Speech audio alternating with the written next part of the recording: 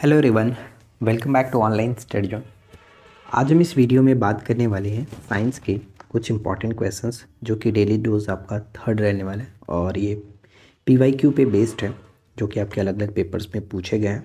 उसी पर मिलता जुलता हमने क्वेश्चंस बनाया और इसमें 25 इंपॉर्टेंट क्वेश्चन दिया जाता है जो कि आपका मिक्स क्वेश्चन यानी तीनों सब्जेक्ट से, फिजिक्स, केमिस्ट्री, बायो से। तो अगर आपने इससे पहले के बाकी के 2 सेट को नहीं देखा है तो मैं रिकमेंड करूँगा कि आप दोनों सेट को देख लीजिएगा और आपके आने वाले जो भी एग्ज़ाम्स हैं, जैसे बिहार एसएससी होगा, दरोगा होगा, उन सभी एग्ज़ाम्स में ये हेल्प करने वाला है। तो आप लोग अच्छे तरीके से साइंस को देखिए और इसमें जो भी एक्सप्लेनेशन होता है उसको ध्यान से सुनिए, समझिए। तो चलिए शुरू करते हैं। मनुष्य के शरीर में सबसे बड़ा अंग कौन सा होता है? बहुत ही सिंपल सा क्वेश्चन है, लेकिन थोड़ा सा अगर आप ध्यान नहीं दोगे तो फिर गड़बड़ हो सकता है। क्योंकि अगर ऑप्शंस में यहाँ पे मैंने यकृत दिया होता तो फिर काफ़ी जो लोग होंगे वो बिना सोचे समझे यकृत को टिक करके आगे बढ़ जाएंगे।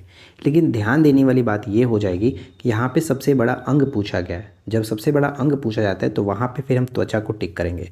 अगर क्वेश्चंस में रहता है कि सबसे बड़ा आंतरिक अंग कौन सा है या फिर सबसे बड़ी ग्रंथि कौन सी है, तब वहाँ पे हमें यकृत को टिक करना होता। तो ये 2 चीज़ यहाँ पे ध्यान रखना था। सही आंसर फिलहाल ऑप्शन सी होगा, त्वचा। ठीक है, ये छोटे छोटे चीज़ें होते हैं जो आपको एग्जाम्स में थोड़ा ध्यान रखना होता है। नेक्स्ट आता है कि डीएनए का पूर्ण रूप क्या है। तो देखिए, वैसे तो बहुत ही सिंपल सा क्वेश्चन है, लेकिन इसके बारे में थोड़ा सा जानकारी आपको देना है, इसलिए मैंने इस क्वेश्चन को ले लिया है कि डीएनए का पूर्ण रूप तो आप सभी को पता होगा, डीऑक्सी राइबो न्यूक्लिक एसिड होता है। तो यहाँ पे बी आप आराम से टिक कर सकते हो। लेकिन इससे जुड़ी हुई 2-3 चीज़ें हैं जो आपको जाननी है। यह सबसे पहले कि यह आनुवांशिक जानकारी का भंडारण करता है। यह 2 लंबी पट्टियों यानी स्टैंडर्ड के रूप में बनता है जो एक दूसरे के विपरीत दिशा में मुड़े होते हैं। डेफिनेटली आपने डीएनए का पिक्चर्स देखा होगा। और ये डबल हेलिक्स संरचना बनाते हैं। ठीक है, ये चीज़ तो क्लियर है। प्रत्येक स्टैंड में न्यूक्लियोटाइड्स होते हैं। कभी कभी यही पूछा जाता है कि डीएनए की इकाई क्या होती है, तो न्यूक्लियोटाइड्स है, ये चीज़ याद रखेंगे, क्वेश्चंस पूछा जाता है यहाँ से। ठीक है, और यहाँ पे सबसे इंपॉर्टेंट पॉइंट ये है कि ये किसके बने होते हैं, तो एडिनिन, थायमिन, साइटोसिन और गुआनिन, ये 4 चीज़ नाम आपको याद रखने कि ये डीएनए के पार्ट होते हैं। ठीक है, एडिनिन, थायमिन, साइटोसिन और गुआनिन से बने होते हैं। और साथ ही साथ ये बेस एक विशेष तरीके से जुड़ते हैं, यानी जो एडिनिन है वो हमेशा थायमिन के साथ जुड़ता है और साइटोसिन जो है वो गुआनिन के साथ जुड़ता है। एडिनिन हमेशा थायमिन के साथ और साइटोसिन हमेशा गुआनिन के साथ बेस बनाते हैं, जुड़ते हैं। तो यही चीज़ ध्यान रखना है, ऑप्शन में कन्फ्यूज़न कर सकता है। मतलब कि अगर कथन वाले फॉर्मेट में क्वेश्चंस को बना करके पूछ लिया जाए तो ये गड़बड़ करके दिया जाएगा और वहीं पे आपको थोड़ा सा ध्यान रखना है। राइट, चलो आगे बढ़ते हैं। अगर आप लोग को इस तरह की क्वेश्चंस पसंद आती है तो प्लीज़ वीडियो को लाइक किया करें, ताकि हमें डेली बेसिस पे थोड़ा सा मोटिवेशन मिले कि आप लोग वीडियो में इंटरेस्टेड हैं, तो और अच्छे अच्छे क्वेश्चन आप लोगों के साथ हम शेयर करें। पौधों में फोटोसिंथेसिस की प्रक्रिया किस अंग में होती है? तो देखिए, पौधों में फोटोसिंथेसिस की जो प्रक्रिया होती है, प्रकाश संश्लेषण की जो क्रिया होती है, वो पत्तियों में होता है। पत्तियों में ऑप्शन बी होगा। मैंने यहाँ पे थोड़ा सा एक्सप्लेनेशन कर दिया है कि पौधों में फोटोसिंथेसिस की प्रक्रिया मुख्य रूप से पत्तियों में होता है। पत्तियों में विशेष कोशिकाएं होती हैं जिन्हें क्लोरोप्लास्ट कहते हैं और इनमें क्लोरोफिल नामक हरित लवक यानी ग्रीन पिगमेंट पाया जाता है। क्लोरोफिल सूर्य के प्रकाश को अवशोषित करता है और इस ऊर्जा का उपयोग करके कार्बन डाइऑक्साइड और पानी को ग्लूकोज और ऑक्सीजन में परिवर्तित करता है और यही क्रियाएं होती हैं। ठीक है, तो यहाँ तक कोई दिक्कत नहीं होनी चाहिए। नेक्स्ट आता है कि मनुष्य के शरीर में रक्त समूहों का निर्धारण कौन करता है? तो देखिए, मनुष्य के शरीर में रक्त समूहों का जो निर्धारण करता है वो जीन करता है, यानी कि जेनेटिक तत्वों के द्वारा, आनुवांशिकी के द्वारा होता है। तो यहाँ पे फिलहाल बी आपका सही होगा। और थोड़ा सा यहाँ पे ध्यान रखेंगे कि विशेष रूप से रक्त समूहों का निर्धारण एबो रक्त समूह प्रणाली, एबो रक्त समूह मतलब ABO, यानी ABO और कभी कभी जिसको AB मिलता है O होता है, O निगेटिव होता है, AB पॉजिटिव होता है, इस तरह से होते हैं। तो यानी ABO ब्लड ग्रुप सिस्टम और रेहेसस फैक्टर, जिसको हम लोग RH फैक्टर के नाम से जानते हैं, आधार पर रक्त समूहों का निर्धारण होता है। राइट, तो यहाँ तक कोई दिक्कत नहीं होनी चाहिए। नेक्स्ट आता है न्यूरॉन्स, जिसे हम लोग तंत्रिका कोशिकाओं के नाम से भी जानते हैं। न्यूरॉन्स के बीच सूचना का आदान प्रदान किसके द्वारा होता है? One of the most important question. तो देखिए, न्यूरॉन्स के बीच सूचना का आदान प्रदान सिनेप्स के द्वारा होता है। ऑप्शन ए बिल्कुल सही आंसर बनेगा। मानव शरीर में किडनी की क्या भूमिका होती है? तो मानव शरीर में किडनी की भूमिका क्या होती है? तो सबसे पहली चीज़ अगर हम यहाँ पे अकॉर्डिंग टू ऑप्शन देखें तो रक्त को शुद्ध करना यहाँ पे बी हो जाएगा सही आंसर। ठीक है, ये हमारे किडनी का मुख्य कार्य होगा। किडनी रक्त में विषाक्त जो पदार्थ होते हैं, अपशिष्ट उत्पाद होते हैं और अतिरिक्त जो पानी होता है उसे बाहर निकालता है। इससे जहरीले पदार्थों का स्तर नियंत्रण रहता है। साथ ही साथ जो किडनी का कार्य है, जैसे जल और लवण का संतुलन करना, रक्तचाप का नियंत्रण करना, ये सब भी कार्य होते हैं। ठीक है, तो यहाँ पे फिलहाल बी हमारा सही होगा। जिसे हम जीन कहते हैं यह वास्तव में किसका हिस्सा होता है? तो जिसे हम जीन कहते हैं ये वास्तव में डीएनए का हिस्सा होता है, तो बी बिल्कुल सही होगा। किस अंग में ग्लूकोज का स्तर नियंत्रित होता है? तो यहाँ पे सही आंसर क्या बनेगा कि किस अंग में ग्लूकोज का स्तर नियंत्रित होता है? तो पेनक्रियाज, अग्नाशय में नियंत्रित होता है, ऑप्शन डी। नेक्स्ट आता है कि कोशिका की संरचना में लाइसोसोम का कार्य क्या होता है? कोशिका की संरचना में लाइसोसोम का कार्य क्या होता है? तो ध्यान देना है कि कोशिका की संरचना में लाइसोसोम जो है वो पाचन क्रिया में मदद करता है, तो यहाँ पे सी हो जाएगा। और लाइसोसोम को ही हम लोग आत्महत्या की थैली के रूप में भी जानते हैं। गुरुत्वाकर्षण के कारण पृथ्वी पर वस्तु की गति के बारे में कौन सा कथन सही है? गुरुत्वाकर्षण के कारण पृथ्वी पर वस्तु की गति के बारे में कौन सा कथन सही है? तो देखिए, जनरल सी बात आपको ध्यान रखना है कि पृथ्वी की सतह से गिरती है, तो यानी कोई वस्तु जब पृथ्वी की सतह पर गिरती है तो गुरुत्वाकर्षण बल उसे नीचे की ओर खींचता है, जिससे उसकी गति समय के साथ बढ़ती है। यानी अकॉर्डिंग टू ऑप्शन हम देख सकते हैं कि वस्तु की जो गति होगा, गति का वेग होगा, समय के साथ बढ़ता है। तो यहाँ पे ऑप्शन ए सही होगा। ध्यान से समझना है ये बात कि जिससे क्या होता है, जब ये वस्तु जब नीचे की ओर गिरती है, गुरुत्वाकर्षण बल उसे नीचे की ओर खींचता है, जिससे उसकी गति समय के साथ बढ़ती है। तो वस्तु की गति जो होता है वो प्रत्येक सेकंड, ध्यान रखिएगा, प्रत्येक सेकंड लगभग 9.8 मीटर प्रति सेकंड स्क्वायर। ये गुरुत्वाकर्षण जो है आपका जी का मान यही है, जी का मान इतना, यानी प्रति सेकंड गति में इतना वृद्धि होता है। ठीक है, 9.8 मीटर प्रति सेकंड स्क्वायर की वृद्धि होती है। तो यहाँ पे ऑप्शन ए बिल्कुल सही आंसर बन जाएगा। यही चीज़ मैंने यहाँ पर भी लिखा है कि जब कोई वस्तु पृथ्वी की सतह से गिरती है तो गुरुत्वाकर्षण बल उसे नीचे की ओर खींचता है, जिससे पृथ्वी गति यानी जिससे उसकी गति समय के साथ बढ़ती है। इसे स्वतंत्र गिरन यानी फ्री फॉल कहा जाता है। और वस्तु की गति में प्रत्येक सेकंड लगभग 9.8 मीटर प्रति सेकंड की वृद्धि होती है। यह पृथ्वी पर गुरुत्वाकर्षण का सामान्य त्वरण है। ठीक है, चलो आगे बढ़ते हैं। यदि एक वस्तु को पृथ्वी की सतह से ऊंचाई पर फेंका जाता है तो उस वस्तु पर काम करने वाले गुरुत्वाकर्षण बल का मान कैसे बदलता है? कैसे बदलता है? तो ये घटता है। ठीक है, घटता है, क्योंकि हम जानते हैं कि जी का मान जो वो नीचे जाएगा तो हमें पॉजिटिव रिजल्ट मिलता है, लेकिन अगर ऊपर की ओर कोई वस्तु को फेंकते हैं तो वो निगेटिव रिजल्ट हुआ, जी का मान निगेटिव हुआ, तो वो घटता है। तो यहाँ पे ऑप्शन बी होगा। नेक्स्ट है कि दृश्यता को प्रभावित करने वाला परिघटना कौन सी है? दृश्यता को प्रभावित करने वाली मुख्य परिघटना कौन सी है? तो यहाँ पे मुख्य परिघटना जो होगा वो अपवर्तन होगा, अपवर्तन, ऑप्शन बी। अगला प्रश्न आता है कि प्रकाश के परावर्तन का कौन सा नियम सही है? क्वेश्चन बहुत ही अच्छा है, बहुत ही सिंपल अगर आपको लग रहा होगा, लेकिन थोड़ा सा ध्यान दोगे तब जाकर के सही कर सकते हो, नहीं तो बहुत ही लोग इसमें गलती करेंगे। चलो मैं आपको बताता हूँ कि कैसे लोग यहाँ पे गलती करेंगे। जैसे ही आप ऑप्शन ए को पढ़ोगे कि परावर्तित किरण और अभ्यंतर किरण, अभ्यंतर किरण मतलब जो आपतित किरण है, दोनों एक ही तल में होते हैं।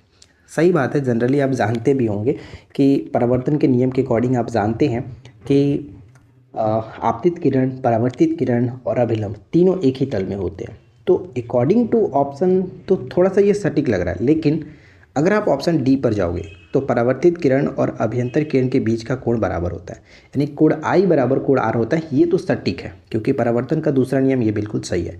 लेकिन पहला जो यहाँ पे कथन कह रहा है, यानी पहला जो ऑप्शन कह रहा है, तो यहाँ पे बस आपको ये ध्यान रखना है कि परावर्तित किरण जो है वो और आपतित किरण, यानी परावर्तित किरण और आपतित किरण के साथ साथ अभिलंब यहाँ पे होता, तब जाकर के सही हम कर सकते थे। वरना आप सोचोगे कि ये तो ठीक ही कह रहा है, तो ये चीज़ गलत हो जाएगा। तो इसलिए अगर सटीक ऑप्शन हमें डी मिल रहा है तो फिर हम ऑप्शन डी को टिक करेंगे। यही होता है एग्जाम्स में भी। ठीक है, चलो अगला प्रश्न कि प्रकाश के अपवर्तन के बारे में कौन सा कथन सही है? तो प्रकाश का अपवर्तन यानी रिफ्रैक्शन जो होता है, आप जानते हैं इसमें क्या होता है।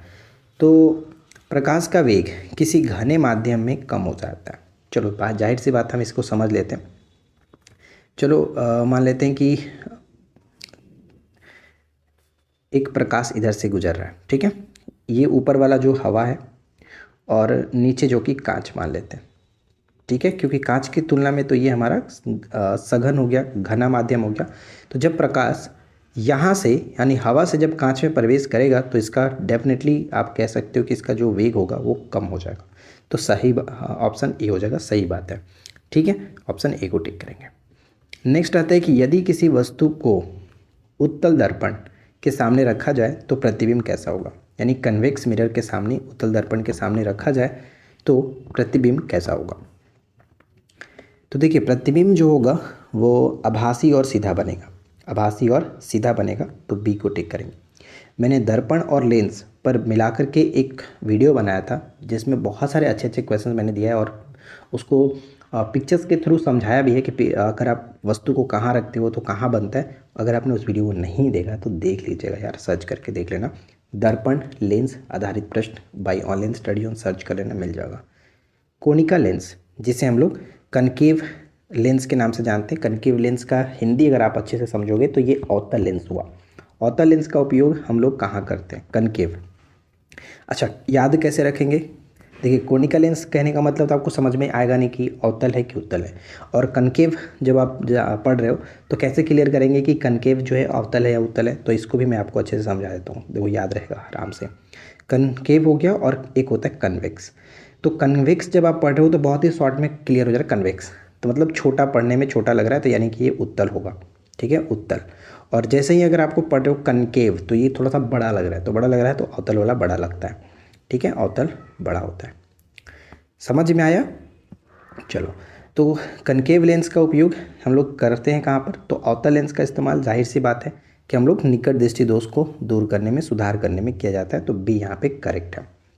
किसी वस्तु के दृष्टिपथ को बढ़ाने के लिए किस प्रकार का लेंस का उपयोग किया जाता है, यानी field of view, field of view को बढ़ाने के लिए किस प्रकार का लेंस का इस्तेमाल करते हैं, तो उत्तल लेंस का इस्तेमाल करते हैं, ऑप्शन ए होगा सही आंसर, उत्तल लेंस।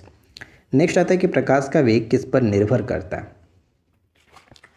तो देखिए प्रकाश का वेग जो निर्भर करता है वो तरंगदैर्घ्य पर भी निर्भर करता है, तापमान पर भी निर्भर करता है और माध्यम पर भी निर्भर करता है, यानी यहाँ पे सही आंसर हो जाएगा ऑप्शन डी, 1 2 3 तीनों पर निर्भर करता है, डी को टिक करेंगे, ठीक है।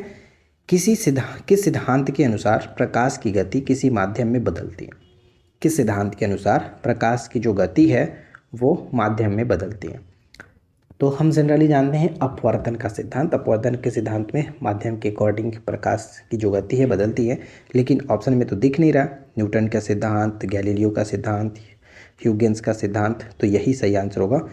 या तो ऑप्शन में आपको अपवर्तन का सिद्धांत दिखेगा या फिर आप यहाँ पे देखेंगे ह्यूजेंस का सिद्धांत, तो यहाँ पे सही आंसर ऑप्शन सी होगा। दोनों सिद्धांत के कारण प्रकाश की जो गति है किसी माध्यम में बदलती रहती है, ठीक है। किस गैस का उपयोग खाद्य पदार्थों के संरक्षण के लिए किया जाता है, तो देखिए आप कोल्ड ड्रिंक्स तो डेफिनेटली पिए ही होंगे, हर गर्मी के मौसम में सभी लोग पीते हैं, तो कोल्ड ड्रिंक्स में जो उसको संरक्षित करके रखा जाता है वो कार्बन डाइऑक्साइड होता है। जनरली अगर ऑप्शन में यहाँ पे नाइट्रोजन रहता है तो उसका इस्तेमाल भी हम लोग करते हैं, खाद्य पदार्थों के संरक्षण में गैस का इस्तेमाल करते हैं नाइट्रोजन का, लेकिन इसके अलावा नाइट्रोजन के अलावा हम लोग कार्बन डाइऑक्साइड, ऑक्सीजन इसका भी इस्तेमाल करते हैं। तो फिलहाल ऑप्शन में हमें कार्बन डाइऑक्साइड दिख रहा है तो सी करेक्ट आंसर बन जाएगा। नेक्स्ट आता है कि हाइड्रोजन का सबसे स्थिर समस्थानिक यानी आइसोटॉप कौन सा है। आइसोटॉप के बारे में आप जानते ही हैं, जिसका परमाणु क्रमांक समान होता है, परमाणु द्रव्यमान भिन्न भिन्न होता है, उसे हम लोग कहते हैं समस्थानिक, ठीक है। तो हाइड्रोजन का सबसे स्थिर समस्थानिक जो है, हाइड्रोजन के 3 समस्थानिक है, आप यहाँ पे देख पा रहे हैं, प्रोटियम, ड्यूटेरियम और ट्राइटियम, ठीक है। और सबसे स्थिर जो समस्थानिक होता है वो है प्रोटियम, ऑप्शन बी हो जाएगा। तो इसके बारे में अच्छे समझते हैं। हाइड्रोजन का सबसे स्थिर समस्थानिक प्रोटियम हाइड्रोजन का सामान्य और सबसे स्थिर समस्थानिक है, जिसका आणविक संख्या 1 होता है। इसमें केवल 1 प्रोटॉन और 1 इलेक्ट्रॉन होता है, कोई न्यूट्रॉन नहीं होता है। इसके अलावा हाइड्रोजन के 2 समस्थानिक और होते हैं, ड्यूटेरियम और ट्राइटियम। तो यहाँ पे भी समझ लेते हैं, ड्यूटेरियम इसमें 1 प्रोटॉन और 1 न्यूट्रॉन और 1 इलेक्ट्रॉन होता है, और ड्यूटेरियम जो भारी जल होता है ड्यूटेरियम ऑक्साइड ही होता है। ट्राइटियम की बात करें तो इसमें एक प्रोटॉन, 2 न्यूट्रॉन और 1 इलेक्ट्रॉन होता है और यह एक समस्थानिक जो है वो रेडियोधर्मी है। यानी कभी कभी क्वेश्चन ऐसे ही पूछा जाता है कि हाइड्रोजन का कौन सा समस्थानिक रेडियो एक्टिविटी को प्रदर्शित करता है, तो वो आपका ट्राइटियम होगा, जिसका आधे जीवन काल बहुत छोटा होता है। ठीक है, तो बस आपको इतना याद रखना है कि इसके 3 समस्थानिक होते हैं, कौन जो कि रेडियो एक्टिविटी प्रदर्शित करता है, कौन स्थिर समस्थानिक है, जनरल सी बात है। ठीक है, किस खनिज से एल्युमिनियम प्राप्त होता है?